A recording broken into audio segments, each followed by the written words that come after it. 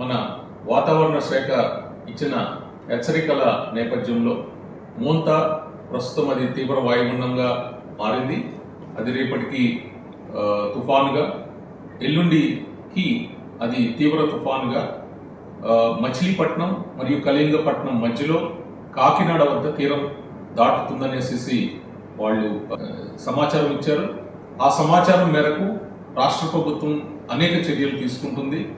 So ఆ చర్యల్లో భాగంగా ఈ తుఫాన్ టైంలో ఎవరైతే ప్రజలు ముంపు ప్రాంతాల్లో ఉన్న ప్రజలు ఎవరికైతే సహాయ సహకారాలు కావాలో వాళ్ళందరి కోసం 6 NDRF టీంలు డిప్లాయ్ చేయడం జరిగింది.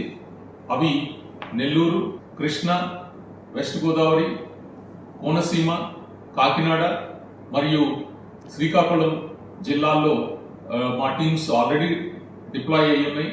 ఇదే కాకుండా ఒక టీము కేంద్ర పాలిత ప్రాంతం యానాంకు కూడా వెళ్ళటం జరుగుతుంది. ఇంతే కాకుండా కొన్ని టీంలు విజయవాడలో, కొన్ని టీంలు వైజాగ్లో కూడా మేము రిజర్వ్లో ఉంచాము. ఇన్ కేసు ఏదన్నా అవసరమైనప్పుడు అవి ఇమ్మీడియట్గా మూవ్ అవుతాయి ఎక్కడైతే అవసరం అవుతాయి.